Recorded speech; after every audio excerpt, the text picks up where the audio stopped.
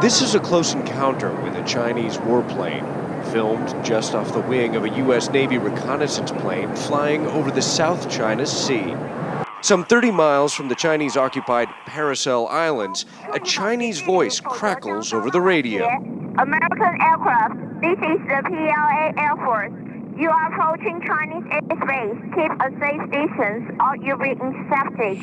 In 2022, a United States Navy P-8A Poseidon reconnaissance aircraft flew a routine mission over the South China Sea. But mid-flight, it received a stern radio transmission, a warning from Chinese border patrols. "You have entered Chinese airspace," the voice said. "Leave immediately." The same message would be broadcast days later to a second aircraft traveling through the region. This time, journalists were on board, and the recording was clear. China has sovereignty over the Spratly Islands as well as the surrounding maritime areas. Stay away immediately to avoid misjudgment. At first glance, this might seem like a typical territorial warning, one nation asserting control over what it considers its airspace. But here's the twist. Under international law, the area the U.S. aircraft flew over doesn't actually belong to China. In response to the warning, the American pilot coolly replied over the radio, "I am a sovereign immune United States naval aircraft conducting lawful military activities beyond the national airspace of any coastal state." He didn't even mention that some of the islands below didn't exist a decade ago. So what's really going on here? Can a country simply create land in the middle of the ocean and then claim it as sovereign territory? The answer is far from straightforward.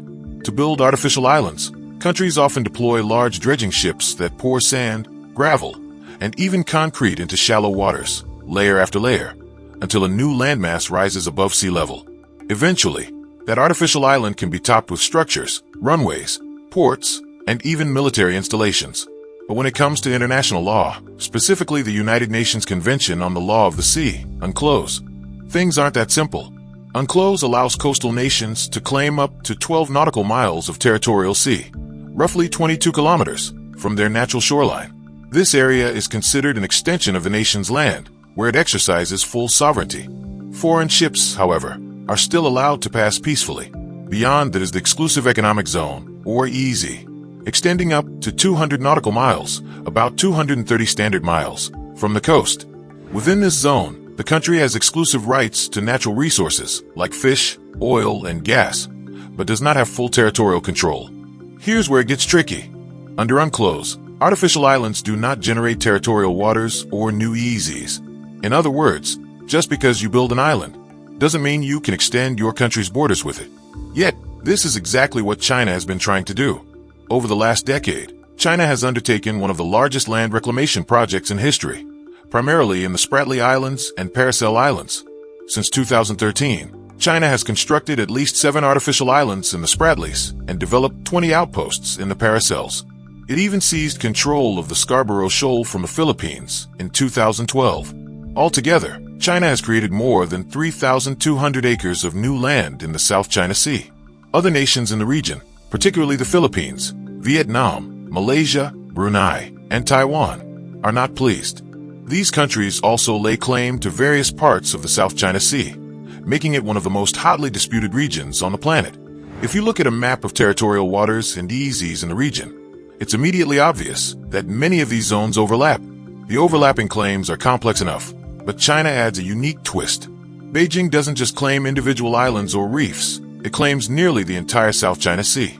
This claim is represented by a dashed line or a 9-dash line, recently updated to 10 dashes in a 2023 version of China's national map.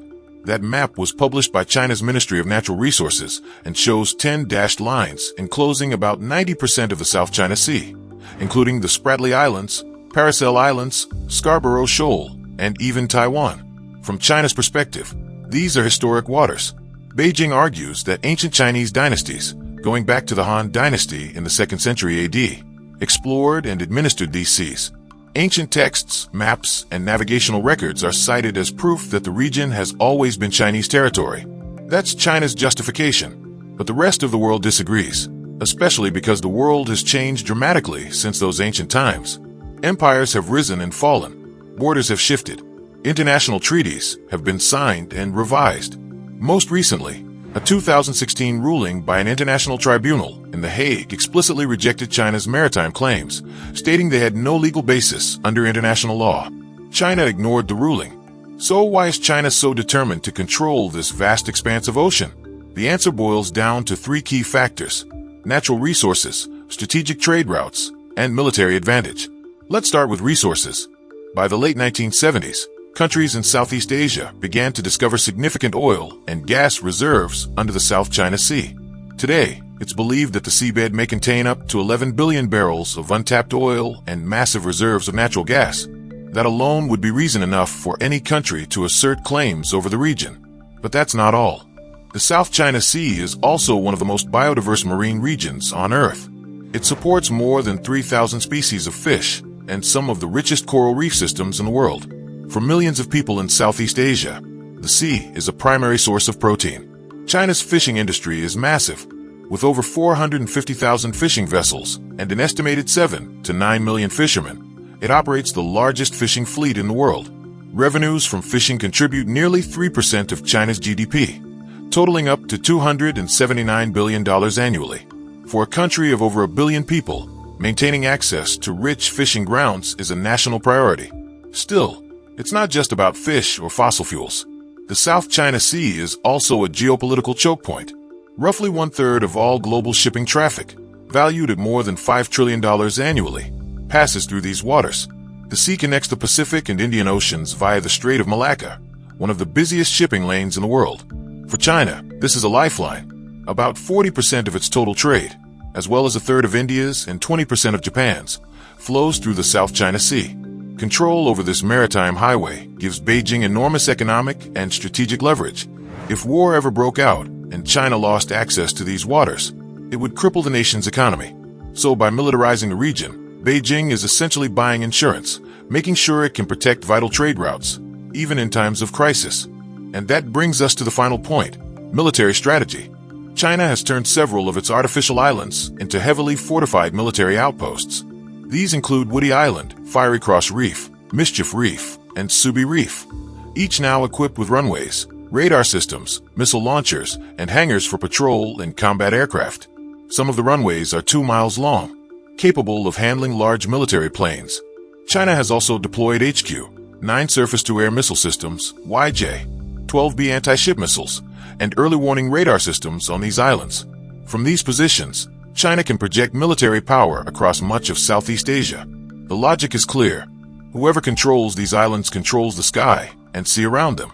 However, these moves have raised serious concerns among neighboring countries and among global powers like the United States. According to U.S. military commanders, China has fully militarized the South China Sea, turning it into a potential flashpoint for international conflict. Despite repeated warnings, American aircraft and naval vessels continue to patrol the region, citing their right to operate in international waters and airspace.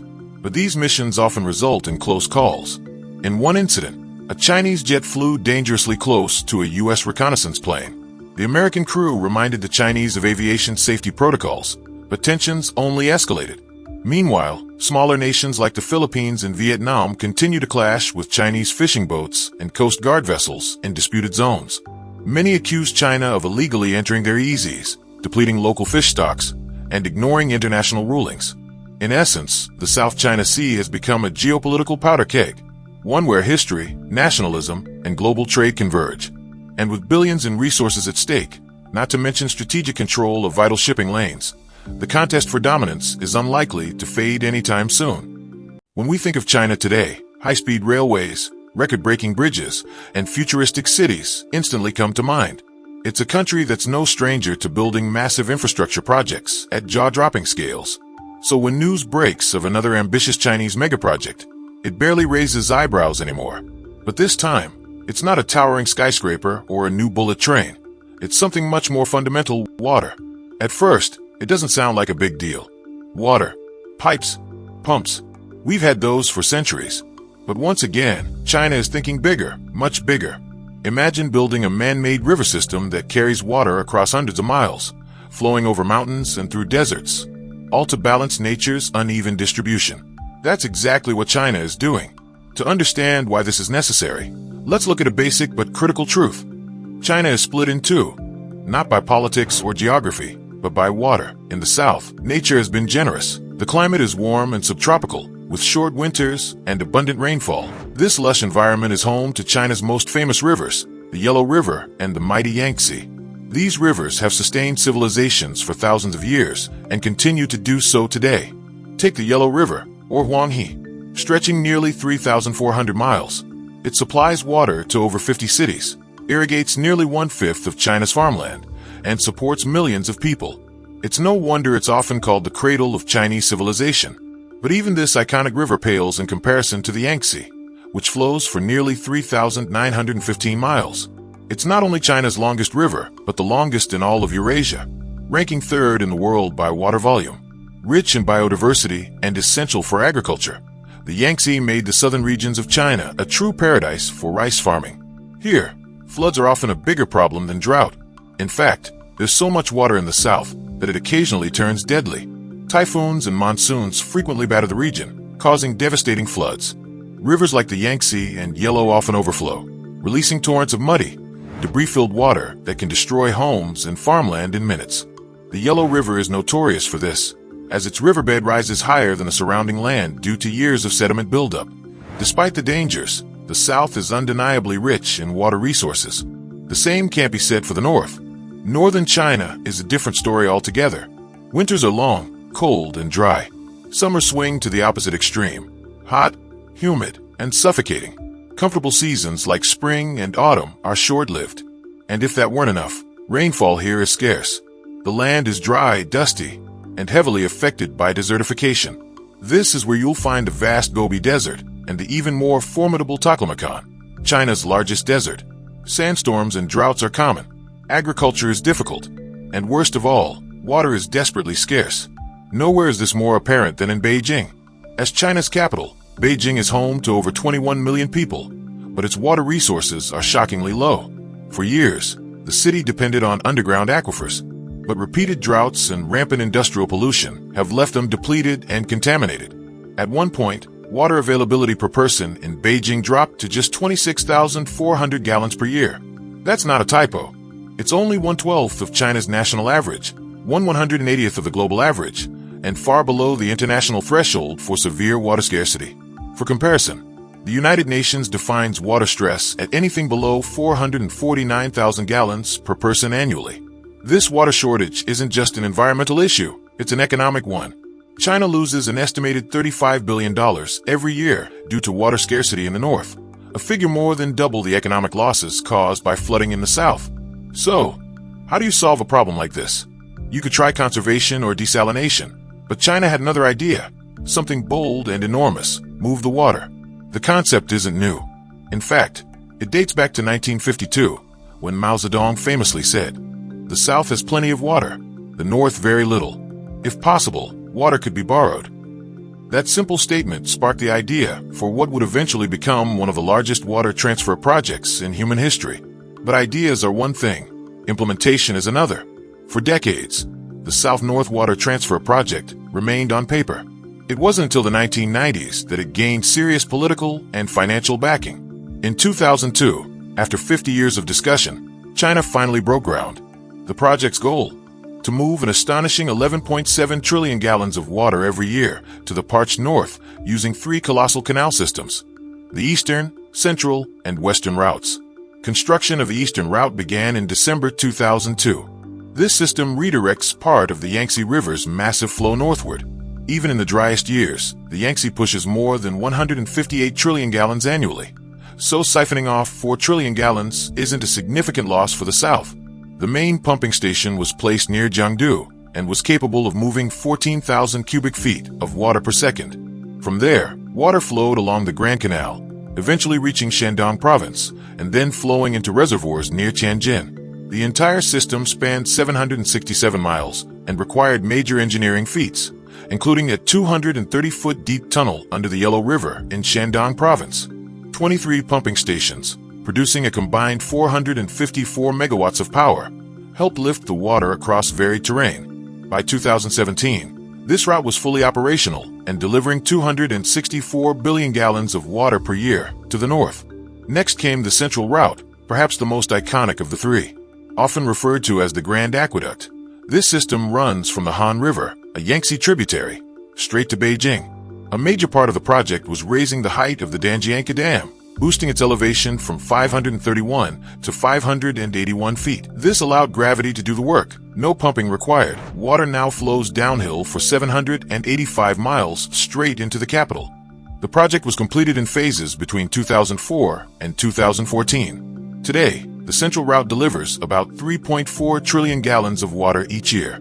However, diverting so much water from the Han River did cause problems downstream, reducing its flow and impacting local ecosystems. To address this, China launched the Yinjiang-Buhan Tunnel project in 2022. This massive underground waterway will connect the Three Gorges Reservoir to the Han River, effectively refilling it, spanning 870 miles, including 6 miles deep underground. The project is expected to cost $8.9 billion and be completed by 2032. Lastly, there's the Western Route, by far the most challenging. This route aims to connect the Yangtze and Yellow Rivers by cutting through the Qinghai-Tibet Plateau, also known as the Roof of the World. At nearly 3 miles above sea level, this region is remote, unstable, and environmentally fragile. Unlike the other two routes, construction on the Western Route hasn't fully begun. It presents enormous geological and political challenges, not to mention the risk of disturbing a region rich in biodiversity and cultural heritage. For now, the Western Route remains largely in the planning phase, though feasibility studies and design work are ongoing. China's South-North Water Transfer Project is nothing short of historic. It took over half a century of planning, faced monumental technical challenges, and sparked environmental debates. But it's already reshaping the country. The eastern and central routes alone now supply water to over 120 million people. Cities like Beijing and Tianjin, once on the brink of crisis, have found a lifeline. Of course, the project isn't without criticism. Environmentalists warn about the long-term consequences of draining southern rivers and disrupting ecosystems. Engineers continue to wrestle with maintenance and logistics. And with climate change altering rainfall patterns, future adjustments may be necessary. Still, one thing is clear. In a country where uneven water distribution could have divided its people, China instead chose to build connections, literal ones, on a scale the world has never seen before.